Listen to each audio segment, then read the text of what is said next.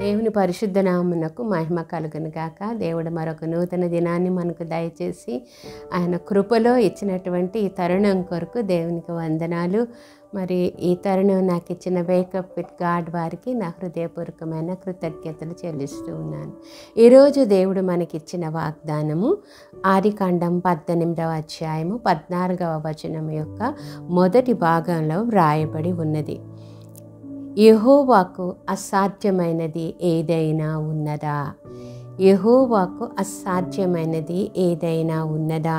ఈ వాగ్దానం దేవుడు ఎప్పుడు చెప్పాడంటే, అబ్రహాము శారా అసంభవమైన పరిస్థితిలో వృద్ధాప్యం పైబడి సంతానం కలగడానికి ఎటువంటి అవకాశం లేనటువంటి పరిస్థితిలో నిస్సహాయంగా కృంగిన స్థితిలో నిరాశతో నిస్పృహతో ఆయన చేసిన వాగ్దానాన్ని తలపోసుకుంటూ ఉన్నప్పుడు దేవుడు వారిని ధైర్యపరుస్తూ ఇచ్చినటువంటి వాగ్దానము. యెహోవాకు అసాధ్యమైనది ఏదైనా ఉన్నదా?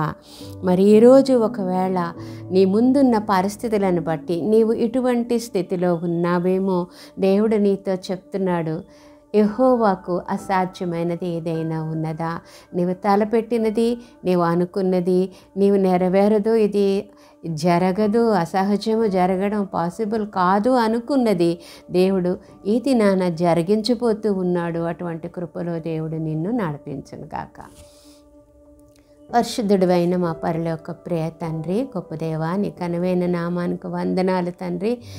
సర్వ సృష్టిని మాట మాత్రంతో సృష్టించిన మీకు అసాధ్యమైనది ఏదీ లేదు కనుక నాయన, మా జీవితంలో సంభవించే అన్ని పరిస్థితుల్లో అన్ని సిట్యువేషన్స్లో నాయన నీవు మాకు తోడుగా ఉండి మేము సాధించలేనిది మాకు సాధించేదిగా చేసే దేవుడవు కనుక మీరిచ్చిన వాగ్దానాన్ని బట్టి నీకు వందనాలు చెల్లిస్తూ యేసు నామంలో అడుగుతున్నాం తండ్రి. ఆమేన్.